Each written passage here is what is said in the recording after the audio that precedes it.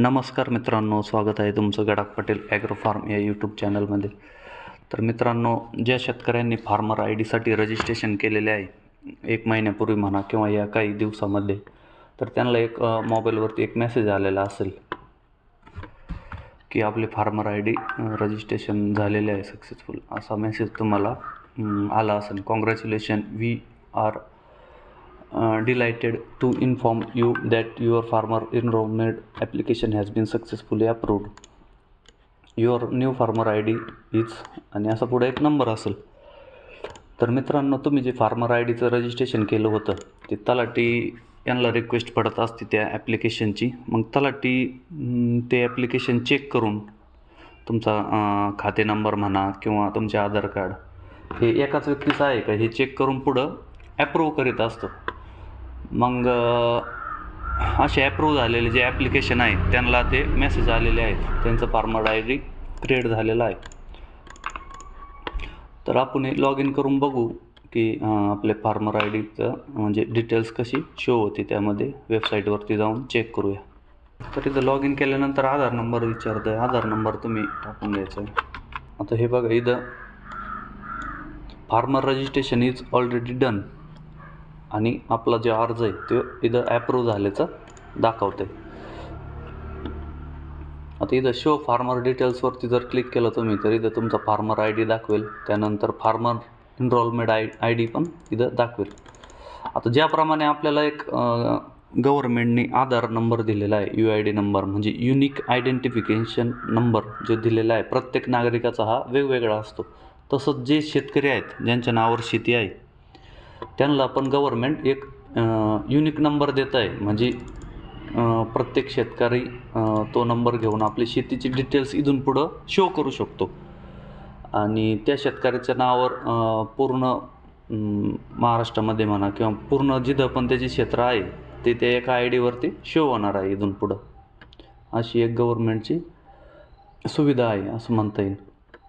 आता इथं तुम्हाला फार्मर डिटेल्स आपण जे पण काही भरलेलं आहे ते इथं शो होईल.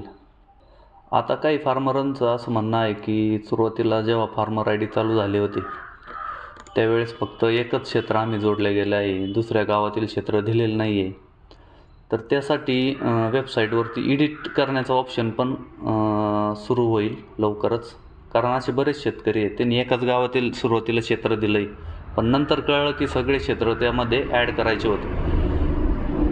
तर एडिटचा पण ऑप्शन इथून पुढं दिला जाईल त्याच्यामध्ये. आणि काही शेतकऱ्यांची कास्ट चुकलेली आहे. त्याच्यानंतर काही शेतकऱ्यांनी एकच गट नंबर ॲड केला आहे. एखादा 1 गुंठ्याचा गट नंबर असेल किंवा 5 गुंठ्याचा गट नंबर असेल तो काही शेतकऱ्यांनी ॲड केलेला नाही आहे. तर त्यासाठी एडिटचा ऑप्शन त्यामध्ये येऊन जाईल काही दिवसातच. आता काही शेतकऱ्यांना वाटतं की फार्मर आय डी म्हणजे एखादं कार्ड वगैरे येणार आहे का काय, ते पण बऱ्याच शेतकऱ्यांना प्रश्न आहे. तर अद्याप तरी कोणतंही कार्ड गव्हर्नमेंटने असं दिलेलं नाही आहे किंवा देणार आहे याची काही अशी शाश्वती नाही आहे. म्हणजे अद्याप तरी तशी काही माहिती उपलब्ध नाही आहे. वेबसाईटवरती पण काही असं कार्ड डाउनलोड करा किंवा काय असं काही ऑप्शन त्यामध्ये आलेलं नाही आहे अजून तरी. परंतु जर ह्या महिन्यामध्ये काही शेतकरी पीक कर्ज घेण्यासाठी किंवा पीक कर्ज रिन्युअल करण्यासाठी जर बँकांमध्ये जात असाल, राष्ट्रीयकृत बँकांमध्ये, तर त्यांना फार्मर आय डी मागतायत बँक. ही एक महत्त्वाची गोष्ट आहे. इथून पुढं तुम्हाला जिथं पण शेतीविषयी कोणती स्कीम घ्यायची असेल तर तिथं तुम्हाला फार्मर आय डी देणं गरजेचं राहणार आहे. शेतकऱ्यांचं फार्मर आय डी काढायचं राहिलं असेल त्यांनी लवकरात लवकर काढून घ्या. PM किसानचा हा हप्ता जरी तुमचा बिना फार्मर आय डी काढल्याचा आलेला असेल तर इथून पुढचे हप्ते येणार नाही आहेत. कारण की 40% की 50%च काम या फेब्रुवारी महिन्यापर्यंत झालेलं होतं फार्मर आय डीचं. त्याच्यामुळं हा हप्ता PM किसानचा सरसकट त्यांनी वर्ग केलेला आहे. पण इथून पुढचे हप्ते या फार्मर आय डी असल्याशिवाय येणार नाही. तर जे पण शेतकरी राहिले असतील त्यांनी फार्मर आय डी आपला काढून घ्या. तर तुम्ही बघू शकता इथं जर आपण स्क्रोल डाऊन जर केलं आणि इथं डॉक्युमेंटवर जर क्लिक करून एखादी PDF जर तुम्ही ओपन केली, ही PDF तर इथं बघा शेतकऱ्याचं संमतीपत्र इथं दाखवलेलं आहे. हे तुम्ही वाचून घेऊ शकता. असे 2 पेजची एक PDF आहे. आता शेतकऱ्याचे संमतीपत्र केंद्रीय आधार अधिनियम 2016च्या कलम धोरणी शेतकरी संमती आहे. मी माझ्या आधार क्रमांकासह माझी ओळख पटविणारी माहिती राज्याच्या महसूल विभागाने ठेवलेल्या अधिकार अभिलेखांमध्ये जोडण्यासाठी संमती देत आहे. माझा आधार क्रमांक व डेमोग्राफिक, बायोमेट्रिक किंवा OTP या माहितीचा आधारित प्रमाणीकरण प्रणालीद्वारे वापर करण्यास माझा आक्षेप नाही. मला अवगत करण्यात आले आहे की आधारशी संलग्न माझी राज्यभरातील जमीन मालकीची माहिती शासनाच्या विविध हेतूंसाठी महसूल विभागाकडून वापरली जाईल.